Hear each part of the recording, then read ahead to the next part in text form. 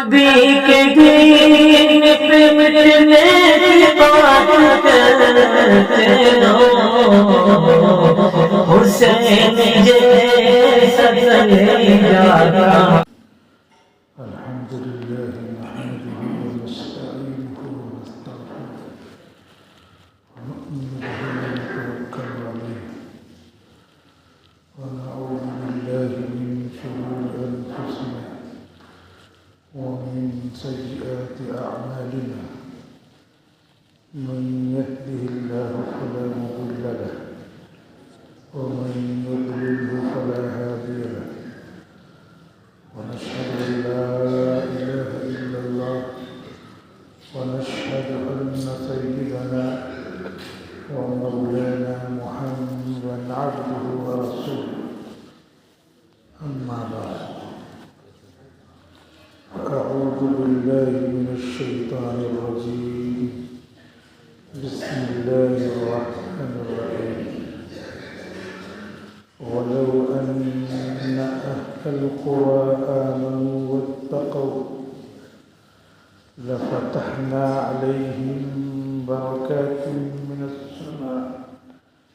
السماء والأرض ولكن كذبوا فأخذناهم بما كانوا يكسبون.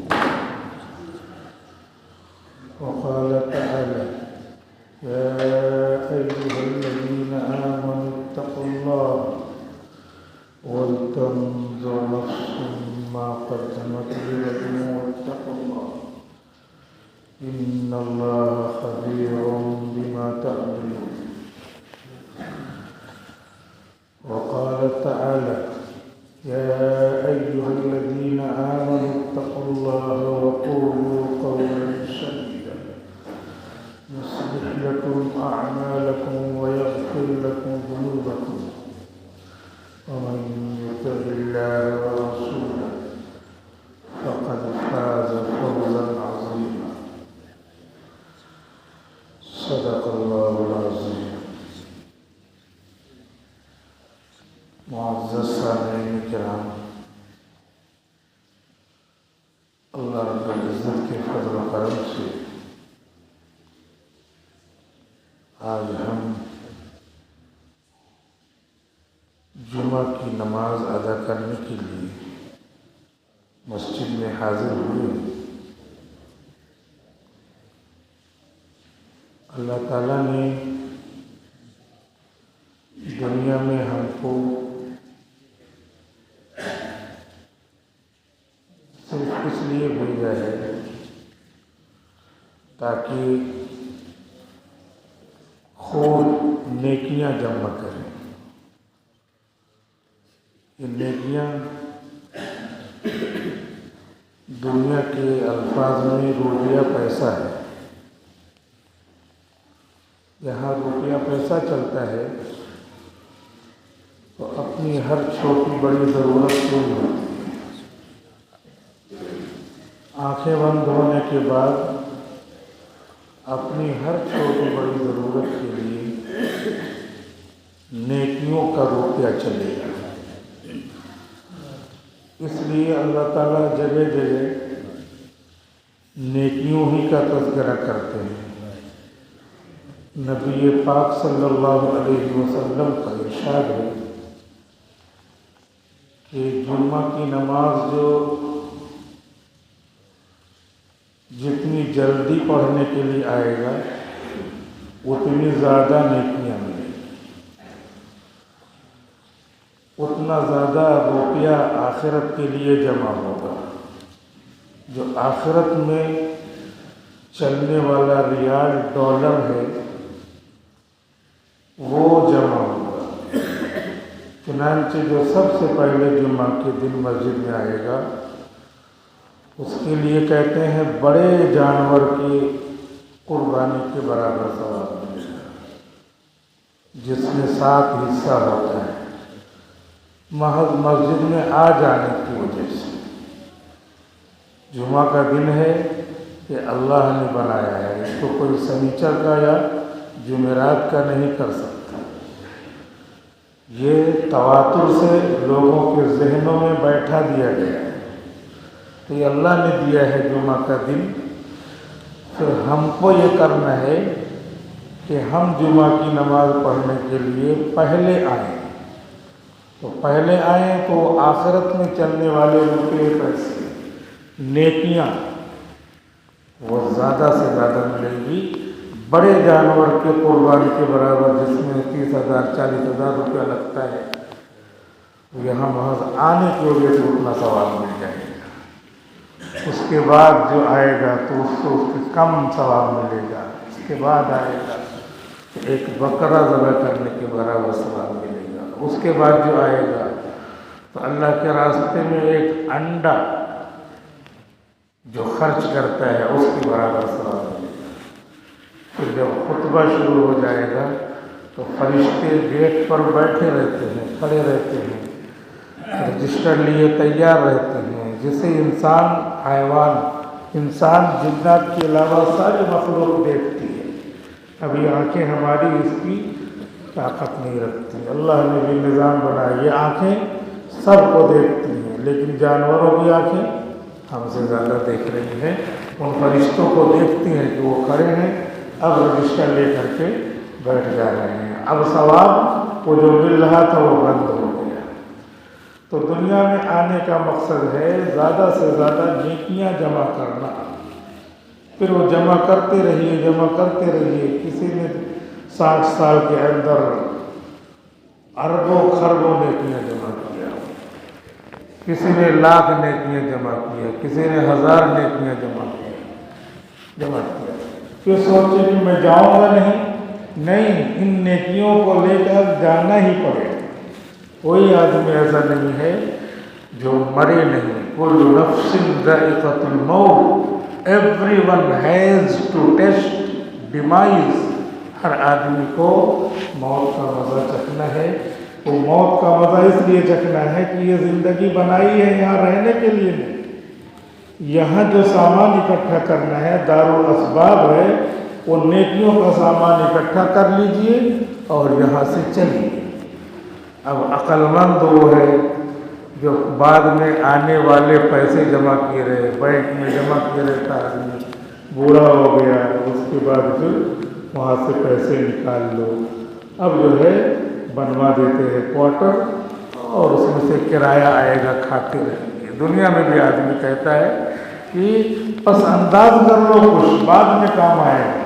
تو بعد میں کام آنے والے سامان کو جمع کرنے والے کو یہاں دنیا میں عقل مند کہتے ہیں۔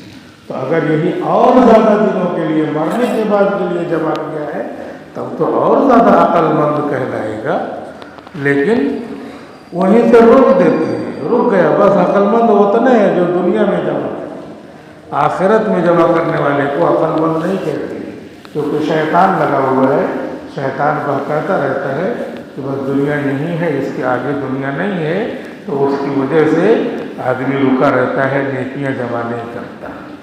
اس سے کہو کہ نماز پڑھنے آتے نہیں، بہت نیکیاں اس میں جمع ہوں گی، تو کہتا ہے کہ پورا کام تھا، پورا کام تھا، پورا کام تھا، ذرا رشتہ دیکھنے گئے تھے، ذرا کاروبار کے لیے فیکٹری لگانی تھی، ذرا بات کرنے گئے تھے، ذرا اپلیکیشن دینی تھی، ایسے اس طرح کہتا ہے، پھر آئے گا۔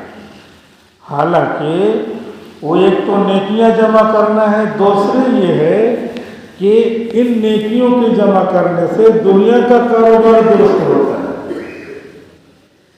یہ نماز پڑھ رہے ہیں، جمعہ پڑھ رہے ہیں، 5 وقتہ نمازیں پڑھ رہے ہیں، یہ سب نیکیاں ہیں، روزہ رکھ رہے ہیں، حج کر رہے ہیں، زکوٰۃ کی ادائیگی کر رہے ہیں، تو اس کے ذریعے ہمارے کام درست ہوتے ہیں۔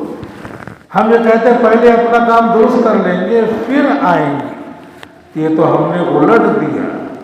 اب الٹ دیا اسی لیے کسی کا کام ہوتا نہیں۔ جہاں سے کام ہونا ہے، جہاں سے مسائل حل ہونے ہیں، اس کی کنجی اپنے پاس ہے، وہ ہے نماز پڑھنا، اس سے نیکیاں جمع ہوں گی، جمعہ پڑھنا، اس سے نیکیاں جمع ہوں گی، تلاوت کرنا، اس سے نیکیاں جمع ہوں گی، زکوٰۃ ادا کرنا، اس سے نیکیاں جمع ہوں گی، اپنے پڑوس کا خیال رکھنا، اس کے اوپر ظلم نہ کرنا، اور اپنے دل کو صاف رکھنا، رشتہ داریوں کو برقرار رکھنا، رشتہ داریوں کے مسائل کو حل کر لینا، یہ سب نے کیا ہے، عبادت ہے، یہ صلہ رحمی عبادت ہے۔ تو یہ ہے چابی اپنے پاس، اور ڈھیر سارے مسائل ہیں، اور ڈھیر سارے مسائل یہاں سے اس چابی سے حل ہوتے ہیں۔ اور ہم کیا کرتے ہیں، ہم پہلے مسائل حل کریں گے، چابی گھر پہ رہنے دو، چابی قرآن شریف رہنے دو، بعد میں پڑھیں گے۔ تو ہماری مثال ایسے ہو گئی جیسے کہ کوئی مشین ہے، کوئی مشین ہے اور اس کا بٹن ہے، چل رہی ہے مشین، تیزی سے چل رہی ہے مشین، تو حالات کی مشین تیزی سے چل رہی ہے، بہت تیزی سے چل رہی ہے، اور اس کو بند کرنا ہے، اس کو بند کرنا ہے۔ ہم اپنے ہاتھ سے بند کرنا ہے، ہاتھ سے بند کریں۔ کوئی بھی کہے گا احمق ہے تو ہاتھ سے کیوں بند کر رہا، تیرا ہاتھ ٹوٹ جائے گا۔ کوئی کہے نہیں میں نہیں مانتا، میں ہاتھ ہی سے بند کروں گا، پوری دنیا دیکھ کے کہے گی نالائق ہے تو، ہاتھ سے کیوں بند کر رہا ہے، تیری صحت خراب ہو جائے گی، ہاتھ سے بند کر رہا، پورا اسی میں نپٹ گیا، مر گیا، ہاتھ چلا گیا۔ کیوں؟ ارے نالائق تمہارے لیے، تم جانتے نہیں پوری دنیا کیا کرتی ہے، اس کے بند کرنے کے لیے وہ سوئچ ہے، سوئچ سے بند کر، بند ہو جائے گا اپنے۔ یہ چکی جو چل رہی ہے وہاں سے چل رہی ہے، بند کرنا اس کو بند کر، چالو کرنا اس کو چالو کر۔ تو یہ نماز، یہ روزہ، یہ عبادت، یہ کیا ہے، سوئچ ہے، اس کو چالو کریں گے تو حالات ہمارے درست ہوں گے، اس کو اپنے ہاتھ میں لیے رہیں گے تو حالات ہمارے درست ہوں گے۔ اب اس کو چھوڑ چھاڑ کر کے اس کے ذریعے حالات درست کرنے جا رہے ہیں، فلاں جو ہے ڈاکٹر سے ملنا ہے، پھر جو ہے اپنا کام حل کروانا ہے، فلاں جگہ اپلیکیشن دینا ہے، اور فلاں کام فلاں آدمی سے سورس لگایا ہے، اس سے گفتگو کرنی ہے۔ یہ حالات کی چکی کو ہم اپنے ہاتھ سے بند کر رہے ہیں، حالانکہ بند کرنا وہاں تھا، اللہ کے پاس جا کے روتے، گڑ گڑاتے، بٹن دباتے، اللہ کی طرف سے بٹن دب جاتا، حالات درست ہو جاتے۔ اللہ تعالیٰ فرماتا ہے وَلَوْ أَنَّ أَهْلَ الْقُرَىٰ آمَنُوا وَاتَّقَوْا، اگر یہ گاؤں والے، آبادی والے، شہر والے، ملک والے ایمان اچھی طرح لاتے، ایمان مضبوط بناتے اور ڈرتے رہتے اللہ سے کہ میری نماز نہ چھوٹے، میرا روزہ نہ چھوٹے، میرا حج نہ چھوٹے، میری زکوٰۃ نہ چھوٹے، اللہ کا حکم نہ چھوٹے، آنکھوں کا زنا نہ ہو، موبائل دیکھتے ہیں غلط غلط تصویریں، یہ سب نہ ہو، بے پردگی نہ ہو۔ وَلَوْ أَنَّ أَهْلَ الْقُرَىٰ آمَنُوا وَاتَّقَوْا، اگر یہ گاؤں والے، آبادی والے ڈرتے رہتے اللہ سے، ایمان مضبوط کرتے، تو اللہ تعالیٰ نے کیا، لَفَتَحْنَا عَلَيْهِمْ بَرَكَاتٍ مِّنَ السَّمَاءِ وَالْأَرْضِ، آسمان زمین سے کہ ہم برکتوں کے دروازے کھول دیتے، رحمت کے دروازے، برکت کے دروازے، حالات کے درست ہونے کے دروازے، روزی کے دروازے، مسائل کے دروازے، بیماریوں کے ختم ہونے کے دروازے، آرام کے دروازے، اللہ تعالیٰ قرآن میں کہہ رہے ہم کھولتے اگر یہ گاؤں والے، شہر والے آمنو، پکا ایمان رکھتے، واتقوا، اور اللہ سے ڈرتے رہتے۔ اب یہاں پہ قرآن میں بتایا جا رہا، لیکن ہم خود سے حالات درست کر رہے ہیں۔ کہو مسجد میں آنے کے لیے، ارے بھائی فلاں مسئلہ تھا وہاں چلا گیا تھا، ارے بھائی مسجد میں کیوں نہیں آتے، ارے ابھی بہت مسائل پڑے ہوئے ہیں، بچوں کا رشتہ وغیرہ دیکھنے کے لیے گیا تھا، شروع کریں گے، ٹھیک ہے، تو پھر آپ بٹن مت بند کرو اور مشین کو پکڑتے رہو اور خود پریشان رہو، پھر اللہ سے مت کہنا، اللہ نے کہا سوئچ تو تمہارے ہاتھ میں نے دے دیا ہے، تمہارے ہاتھ میں نے مشین کو، حالات کی مشین کو روکنے کے لیے دے دیا ہے، اس کے باوجود تم نہیں روکتے۔ تو اب کون ہے احمق، کون ہے پاگل؟ ہم ہی ہیں احمق، ہم ہی ہیں پاگل، یہ مشین، حالات کی مشین کو ہاتھ سے روک رہے ہیں۔ ہاتھ کٹے گا پریشان ہوں گے، چہرے کی پزمردگی آئے گی، اور کوئی جو ہے کہیں نہ روزی میں برکت ہو رہی ہے، نہ حالات میں برکت ہو رہی ہے، نہ مکان دکان میں برکت ہو رہی ہے، کبھی کسی کو کوئی جو ہے کسی بھی پریشانی میں کہیں جو ہے دنیا والے پکڑ کے لے جا رہے ہیں، کون اور بھی حالات درست ہو رہے ہیں۔ اگر ہم دیکھیں تو پورا فجر کی نماز میں پورے گاؤں میں اگر 2000 لوگ ہیں تو فجر کی نماز میں 2 آدمی دکھ رہے ہیں، 2 آدمی تقوی اختیار کر رہے ہیں، اور کروڑوں حالات درست ہونا ہے۔ ایک جو ہے ایک حالت درست کرنے کے لیے، ایک پنکھا چلانے کے لیے ایک سوئچ لگی ہوئی ہے، یہاں کروڑوں حالات درست کرنے کے لیے 2 آدمی ہیں۔ کیسے حالات درست ہوں گے؟ سب اپنے اپنے حالات درست کرنے کے لیے آئیے فجر کی نماز میں۔ وَلَوْ أَنَّ أَهْلَ الْقُرَىٰ آمَنُوا، اگر گاؤں والے ایمان رکھ کے پکا واتقوا، اور ڈرتے اللہ سے، لَفَتَحْنَا عَلَيْهِمْ، اللہ اعلان کر رہا ہے تو ہم اس پر روزی کے دروازے کھول دیتے، برکتوں کے دروازے کھول دیتے، رحمتوں کے دروازے کھول دیتے۔ اللہ تعالیٰ اعلان کر رہے ہیں، میں اپنی بات نہیں لا رہا ہوں، قرآن کریم میں ہے، ترجمہ یہی ہے۔ دنیا کے کسی کونے میں چلے جائیے، اردو میں یہی ترجمہ ہوگا، انگریزی میں ترجمہ کر لیجیے، فارسی میں ترجمہ کر لیجیے، گجراتی میں ترجمہ کر لیجیے، یہی ترجمہ ہوگا۔ لیکن ہم بھی ایسے ہیں کہ ہم نے جہاں سے حالات بند ہو رہے ہیں، جہاں سے حالات درست ہو رہے ہیں، وہاں نہیں آتی۔ حضرت انس رضی اللہ تعالی عنہ کو اللہ تعالیٰ نے اسی حالات کے درست کرنے کی وجہ سے حضور صلی اللہ علیہ وسلم کی خدمت انہوں نے 10 سال کیا۔ 10 سال کی خدمت کی برکت سے اللہ کے رسول صلی اللہ علیہ وسلم نے ان کے لیے دعا دی تھی کہ تم کو آسمان و زمین کی برکتیں ملیں گی۔ اب وہ خدمت کیا، دعا کیا، تو اس کی برکت سے اللہ نے ان کا باغ، سب آدمی کا باغ سال میں 1 مرتبہ پھل دیتا تھا، ان کا باغ سال میں 2 مرتبہ پھل دیتا تھا، اس لیے کہ انہوں نے اپنے حالات درست کر رکھے۔ ان کے پاس سونا اتنا تھا کہ پھاوڑا سے، کدال سے سونا توڑتے تھے۔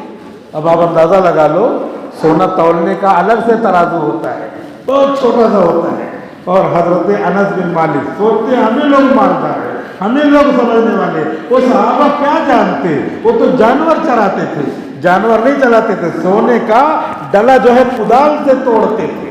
ہم سوچ رہے ہیں ہم مالدار ہوں گے، ہم فیکٹری لگائیں گے، ہم جو ہے ملازمت کریں گے، سب نمازیں، روزہ، حج، زکوٰۃ کو طاق پر رکھ کر کے یہ سب کر لیں گے، آ جائے گی عیدی، آ جائے گی، اور پھر عیدی ساری جو ہے نکل جائے گی۔ یہ حالات ہم درست کریں، نہیں تو ہمارے حالات کیا ہیں؟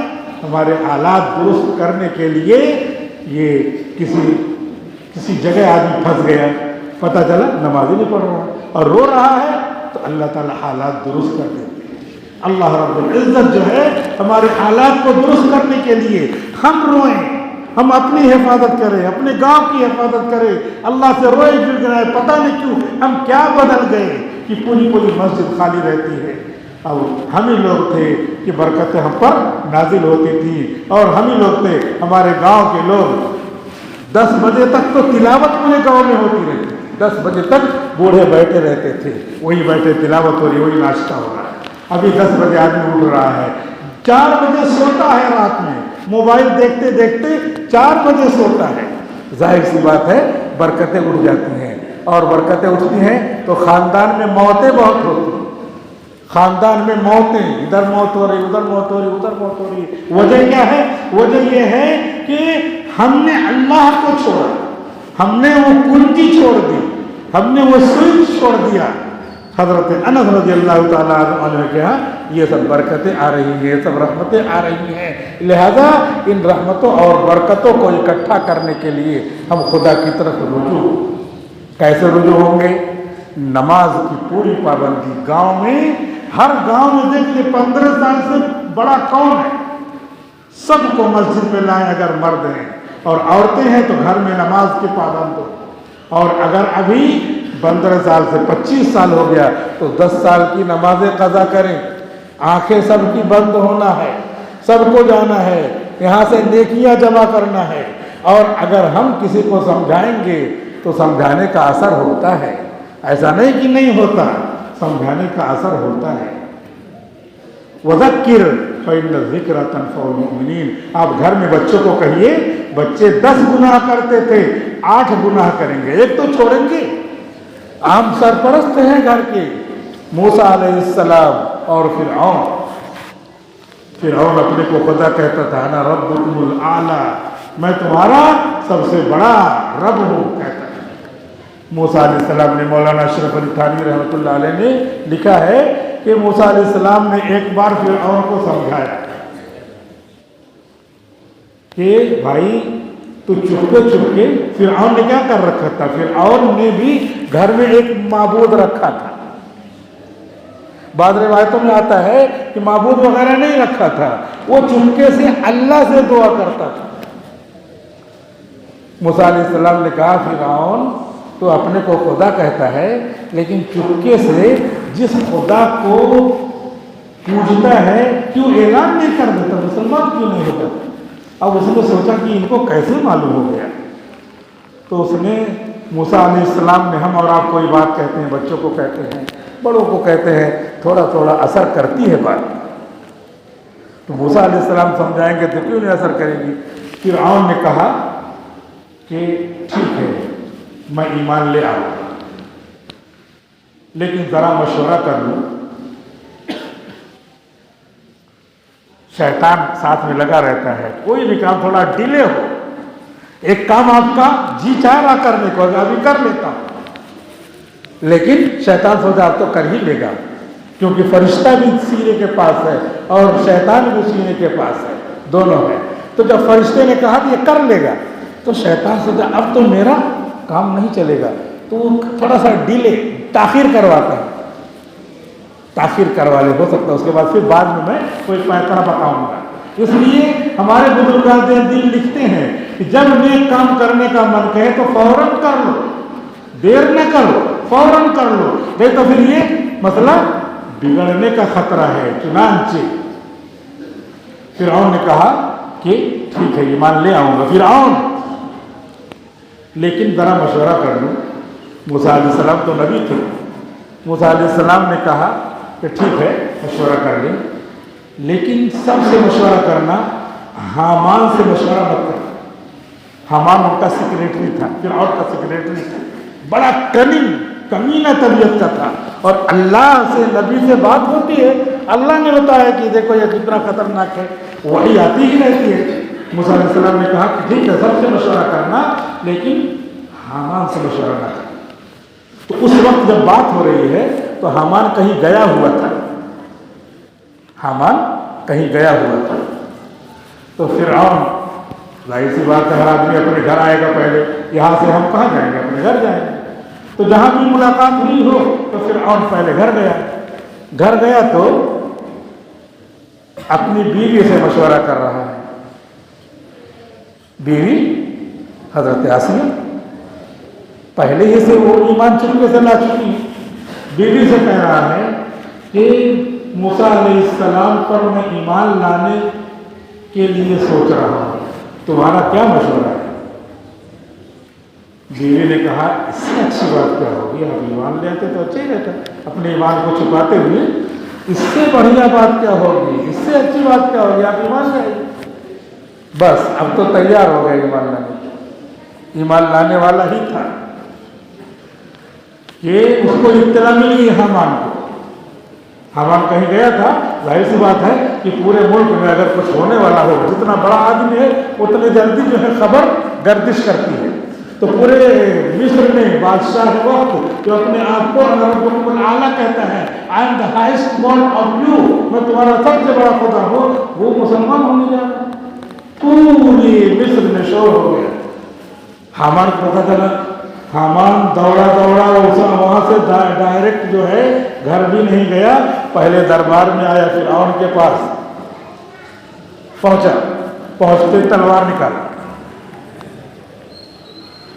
میاں پھینک دیا تلوار، فرعون کو جو ہے لیجیے تلوار، کیا مطلب؟ کہا تلوار لیجیے آپ، اس تلوار سے پہلے میری گردن کاٹ دیجیے، اس کے بعد مسلمان ہوئیے، موسیٰ پر اس وقت ایمان لائیے، کیونکہ میں نے اپنی آنکھوں سے، میری آنکھوں نے آپ کو خدا دیکھا ہے، آپ کو ہمیشہ خدا دیکھا ہے، ابھی آپ بندے ہو جائیں گے، دوسرے کو مانیں گے تو میری آنکھیں آپ کو بندہ اور غلام نہ دیکھیں، اس لیے پہلے مجھے مار دیجیے پھر اس کے بعد آپ ایمان لائیں۔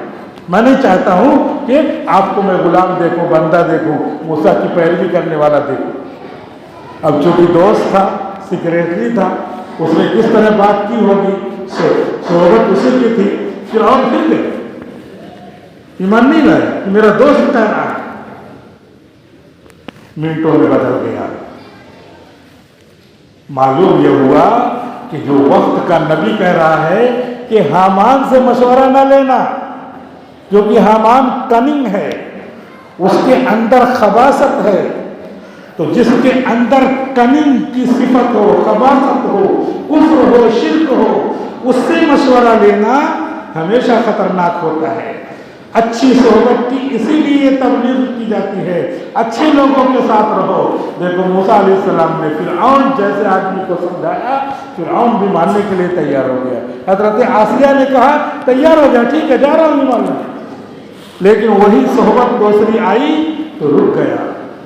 اس وجہ سے ہم کو چاہیے کہ ہم قرآن کی صحبت اختیار کریں، طبیعت بدل جائے گی، نماز کی صحبت اختیار کریں، طبیعت بدل جائے گی، مسجد کی صحبت اختیار کریں، طبیعت بدل جائے گی، سورہ یاسین کی صحبت اختیار کریں، طبیعت بدل جائے گی۔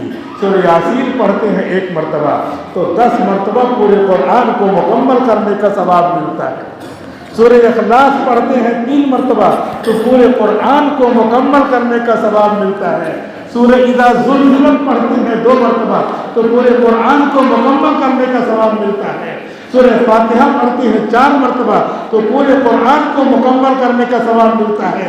ان کی صحبت اختیار کریں تو طبیعت بدل جائے گی، اور جب طبیعت بدلے گی تو ہمارے حالات درست ہوں گے، ہم سوئچ سے مشین کو بند کرنے والے ہوں گے۔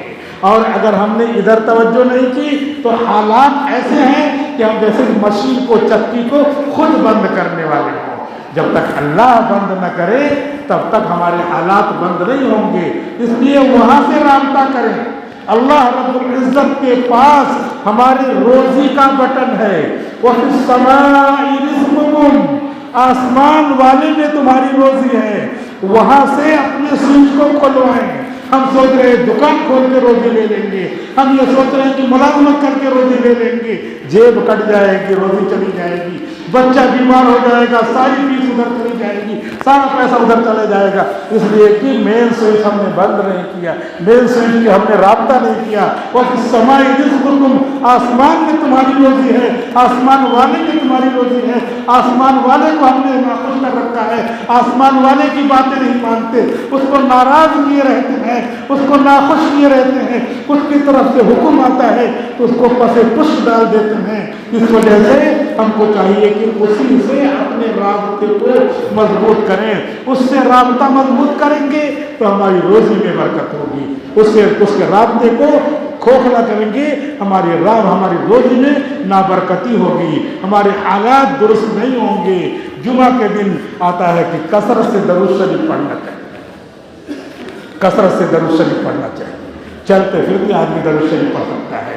اگر صرف صلی اللہ علیہ وسلم ہی پڑھے تو 1 گھنٹے میں 1,00,000 مرتبہ ہو سکتا ہے، صلی اللہ علیہ وسلم، صلی اللہ علیہ وسلم۔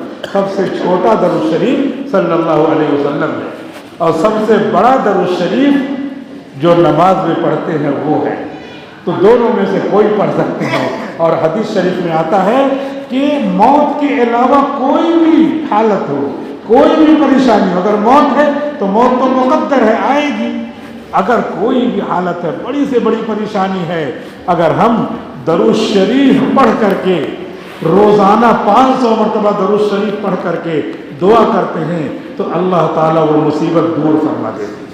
اب یہ مصیبت دور کرنے کا یہ طریقہ ہمارے پاس موجود ہے، لیکن ہم ہزاروں طریقے اپنائیں گے، خود نہیں کچھ کرنے کے لیے تیار ہوں گے، خود ہمارے پاس اس کا علاج موجود ہے، اسلام اور مسلمانوں کے پاس علاج موجود ہے۔ حدیث شریف میں آتا ہے کہ لا حول ولا قوت الا باللہ، یہ عرش کے نیچے کا خزانہ ہے، عرش کے نیچے کا خزانہ ہے۔ کتابوں میں لکھا ہے کہ جو 500 مرتبہ روزانہ لا حول ولا قوت الا باللہ پڑھ لے، اس کے لیے بھی وہی فضیلت ہے جو درود شریف کی فضیلت ہے۔ لا حول ولا قوت الا باللہ. چلتے پھرتے پڑھتے رہیے. لوگ گانا گنگناتے رہتے ہیں، یہ ہمارے لیے گانا ہی ہے کیونکہ ہمارے حالات درست ہو رہے ہیں. گانا کیوں گنگناتے ہیں؟ پریشان ہے طبیعت، چلو کچھ گاؤ ہی. ارے اللہ کے رسول نے یہ سیکرڈ سانگ آف اسلام دیا ہے، لا حول ولا قوت الا باللہ. کسی کو بھی پوچھو گانا کیوں گا رہے ہو؟ ارے حالات ٹھیک نہیں ہیں، ذرا کسی سے تعلق ہو گیا ہے، برا تعلق ہو گیا ہے، گانا ہی گاتے ہیں. حالات نہیں ٹھیک ہیں، فلاں آدمی کا انتقال ہو گیا، فلاں آدمی بیمار ہے، چلو گانا ہی گاتے. حالات درست کرنے کے لیے گاتا ہے. یہ ایسے ہو گیا جیسے زہر کھاتا ہے تاکہ حالات درست ہو، تو خود ہی اپنے مٹ جاتا ہے. زہر کھانے سے آدمی چلا جاتا ہے. گانا گانا زہر ہے. حالات درست کرنے کے لیے، اپنی طبیعت کو کمفرٹیبل بنانے کے لیے، یہ ہمارے لیے لا حول ولا قوت الا باللہ ہے. اور یہ درود شریف ہے. اس درود شریف کو آپ گنگنائیے، اس میں دیکھیے کتنا لطف ہے، کتنی نعت شریف یہ جو ہے اسماء حسنہ سے بنی ہوئی ہے. اللہ اللہ الرحمن الرحیم کے ذریعے نعت شریف پوری بنی ہوئی ہے. درود شریف کے ذریعے نعت بنی ہوئی ہے. آپ اس کو گنگنائیے. آپ گانا کیوں گنگنا رہے ہیں؟ اس کو گنگنائیے، حالات درست ہوں گے. کیونکہ لوگ کہتے ہیں کہ تھوڑا سا ریدم والی، تھوڑا سا ترنم والی چیز ہو تو اسے حالات درست ہوتے ہیں. اس میں پورے قرآن میں ہر آیت میں ترنم بھرا ہوا ہے. دنیا کا سب سے بڑا موسیقی بجانے والا جب اس نے قرآن دیکھا تو اس نے کہا ارے میں کس موسیقی میں تھا، کس میوزک میں میں تھا.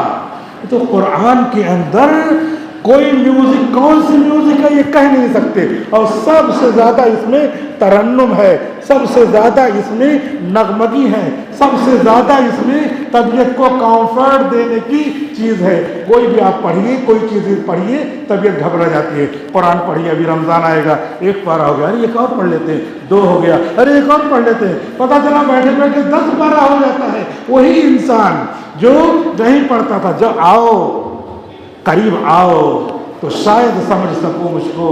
یہ دوریاں تو بدگمانیاں بڑھاتی ہیں. قرآن سے دوری تو بدگمانی اپنے پاس کچھ نہیں ہے. حدیث سے دوری تو لگتا ہے کچھ نہیں ہے. درود شریف سے دوری تو لگتا ہے کچھ نہیں ہے. لا حول ولا قوت الا باللہ سے دوری تو لگتا ہے کچھ نہیں ہے. قریب آؤ تو شاید سمجھ سکوں مجھ کو. یہ دوریاں بدگمانیاں بڑھاتی ہیں. یہ حضور صلی اللہ علیہ وسلم کا خط پہنچا بادشاہ کسریٰ کے پاس. اس نے اس کو چوما اور اس کے بعد مسلمان ہو گیا. پوری پبلک کو کہا کہ مسلمان ہو جاؤ. دیکھا کہ سب لوگ مخالف ہو جائیں گے تو تھوڑا رک گیا. اور جو ہے قیصر کے پاس اور کسریٰ کے پاس حضور کا خط پہنچا تو اس نے کیا کیا؟ حضور کے خط کو پھاڑ دیا. حضور نے فرمایا کہ مزق الملک، جس نے میرا خط پھاڑا اس کا ملک تہس نہس ہو گیا، برباد ہو گیا. چنانچہ ہوا کیا؟ جس نے خط پھاڑا تھا اس کے بیٹے نے اپنے باپ کو قید کر دیا. اور قید کرنے کے بعد جب سمجھا کہ میرا بیٹا مجھ کو ختم کر دے گا، حکومت جو ہے حکومت کا قبضہ کرنے کے لیے، تو اس نے کیا کیا؟ جو تخت تھا اس میں ڈراور تھا، تو ڈراور میں ایک جو ہے ڈبہ تھا، ڈبے میں زہر بھر دیا اور زہر بھر کر کے اوپر سے لکھ دیا کہ یہ امیونٹی بڑھانے والی، قوت باہ اور شہوت بڑھانے والی دوا ہے. اوپر لکھ دیا ایسے اور اس کے بعد اس نے رکھ دیا. بیٹے کو جب موقع ملا تو اس نے کیا کیا؟ پولیس والوں کے ذریعے اپنے باپ کو قتل کرا دیا. ختم ہو گیا اس کی حکومت. اب اس کے بعد بیٹا حکومت کو ختم لینے کے لیے اپنے باپ تک کو ختم کر دیا اور حکومت میں بیٹھا. اور اس کے بعد چلتا رہا، حکومت چلاتا رہا. چلاتے اس نے جو ہے ایک دن ڈراور کھولا، اس میں دیکھا قوت باہ بڑھانے والی، شہوت بڑھانے والی دوا. وہ بہت عاشق تھا اس کا، کیونکہ جو آدمی جس چیز کا عاشق ہو جائے، کسی کو موبائل دیکھنے کا عشق ہے وہی دیکھتا رہتا ہے، کسی کو باہر بیٹھنے کا عشق ہے وہی کرتا رہتا ہے، اور کسی کو کچھ کھیلنے کا عشق ہے وہی کرتا رہتا ہے. جیسے بعض لوگوں کو عشاء کے بعد تو ہمارے یہاں کھیل شروع ہوتا ہے، تو کھیل سے عشق ہو گیا ہے. اگر عشاء کے بعد بیٹھتے ذکر کرنے کے لیے تو ذکر اچھا لگتا, اگر عشاء کے بعد بیٹھتے قرآن کی تلاوت کرنے کے لیے تو تلاوت اچھی رہتی. پتہ چلا کہ عشاء کے بعد 10 بجے ٹورنامنٹ شروع ہوگا. مرنے کے بعد فرشتے پوچھیں گے what kind of tournament was, کون سا ٹورنامنٹ کھیلتے تھے, تو بتائیں گے عشاء کے بعد 10 بجے شروع کرتے تھے. یہ نہیں پوچھیں گے من ربک, ہو واز یور کریٹر, یہ پوچھیں گے. تو وہ خالق جس نے تم کو نماز کے بعد عشاء کے بعد سونے کا حکم دیا تھا, تم نے عشق سونے سے نہیں کیا, تم نے عشق کیا کھیلنے سے. تو اب جس کا جس سے عشق ہو جائے, اس نے دوا کھولی, دیکھا ارے یہ تو قوت باہ کو بڑھانے والی دوا ہے, اور اس کو لڑکیوں سے عورتوں سے بہت عشق رہتا تھا, شہوت پورا کرنے والا تھا. اس نے کہا ابا بہت اچھے تھے, اس نے نکالا, کھولا, پی گیا. وہی کرسی ہی پہ, تخت شاہی ہی پہ مر گیا. 6 مہینے کے اندر باپ بھی گیا, بیٹا بھی گیا. ہم سمجھ رہے ہیں اس نے مروایا, اس نے زہر پیا. نہیں, مزقہ رسالت النبی, حضور کا خط پھاڑا تھا, اس کی وجہ سے باپ بیٹے گئے, اور اس کے بعد پورے خاندان سے حکومت چلی گئی. حضور نے فرمایا تھا مدینے میں بیٹھ کر کے, میرا لیٹر تم نے پھاڑ دیا, گئے تم کام سے. اور ادھر جو ہے قیصر نے چوما تھا لیٹر. 400 سال کے بعد مسلمانوں کا ایک بادشاہ, اس کا ایلچی پہنچا وہاں, تو اس کے بعد اس نے بتایا کہ ادھر آئیے. تو کیا آپ کو ایک چیز دکھائیں گے. چنانچہ لے گئے, جو بھی وفد تھا گئے. اس نے ایک بکس کھولا, بکس میں سے ایک کاغذ نکالا, سونے کے اس سے جڑا ہوا تھا, اور اندر جو ہے پرانی تحریر کا ایک کاغذ تھا. اس نے بتایا کہ یہ تمہارے جو بڑے ہیں حضرت محمد, ان کا یہ خط ہے. 400 سال سے ہم لوگ ایک دوسرے کو نصیحت کرتے آ رہے ہیں کہ اس کو عزت سے رکھنا, اس کی برکت سے تمہارے اندر حکومت ہوگی, اس لیے ہم اس کو چومتے ہیں, عزت سے رکھتے ہیں. اے مسلمانوں, ہم نے اپنے کلام پاک کو کتنا عزت سے رکھا, اپنی نمازوں کو کتنی عزت سے رکھا, اپنے درود شریف کو اور نبی کو کتنی عزت سے رکھا کہ ان کی سنتوں کو پامال کر رہے ہیں. تو کیا ہمارے حالات بگڑیں گے نہیں؟